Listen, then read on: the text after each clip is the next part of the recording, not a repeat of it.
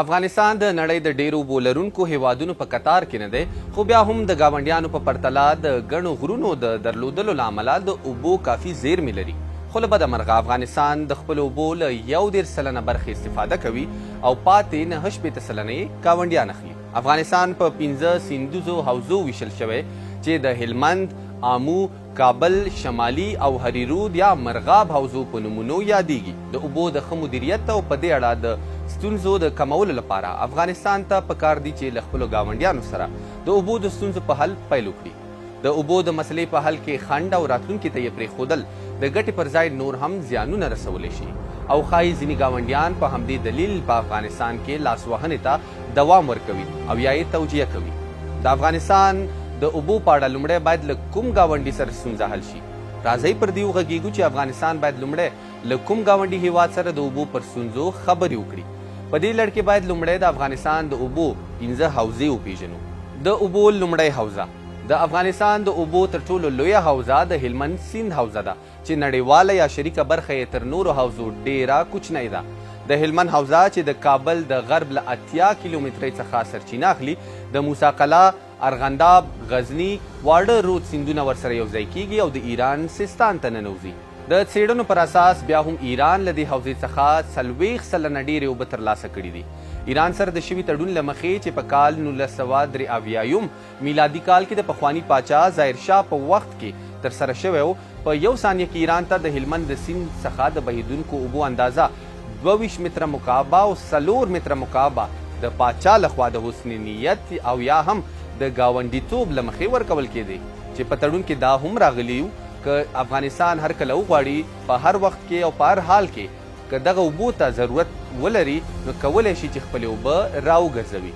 خو له بده مرغه په تېرو 40 کلونو کې له دغه اندازې زیاتې اوبه ایران ته تللي.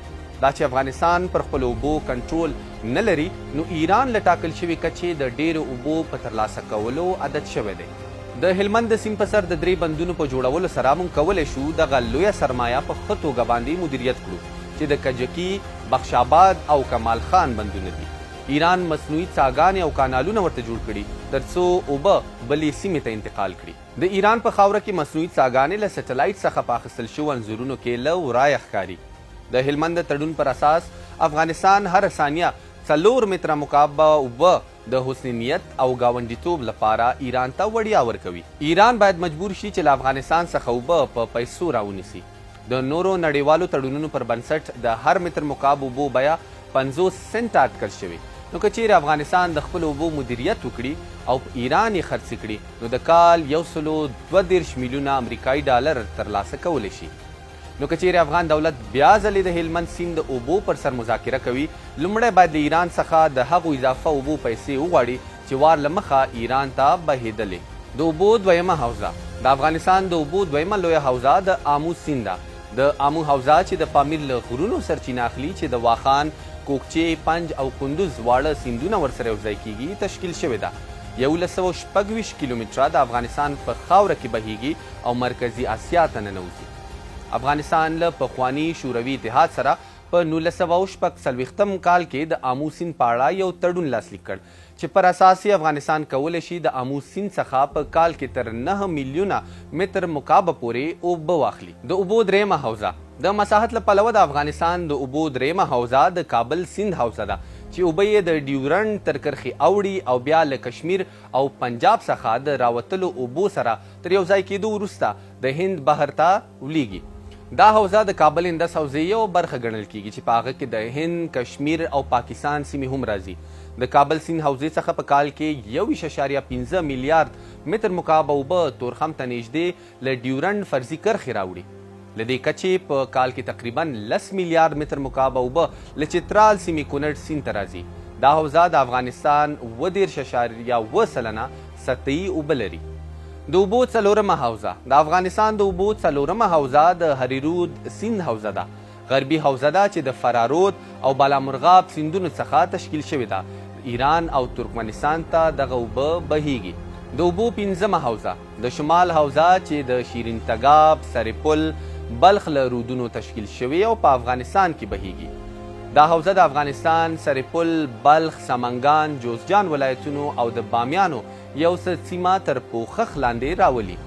د اوبو کچه یې کمه ده او د هندوکش له لمنو سرچینه اخلي. د دې حوزې اوبه د افغانستان په کور دننه بهیږي او له ګاونډیو سره شریکې نه دي.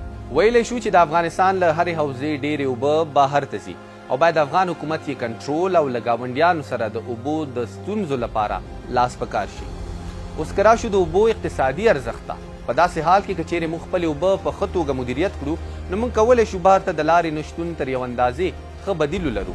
موږ کولی شو د کابل حوزې د کونړ پر سیند او د هلمند سیند په څیر لویو سیندونو باندې لویه واړه بندونه جوړ کړو چې هم خپل ضرورت پوره کړو او هم د ډیروالي په صورت کې یې بهر ته صادر کړو.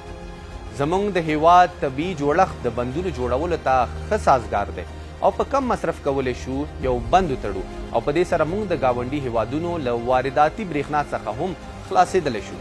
د اوبو د ښه کنټرول بله ګټه دا ده چې د کرنې سکتور مو پیاوړی کوي، د نهرونو او د اوبو خور لپاره ښې لارې چارې پیدا کوي، د کرنې او حاصلاتو کچه مو پورته ځي، د هیواد د اړتیاو پوره کولو برسیره نورې نړۍ ته هم صادرات کولی شو.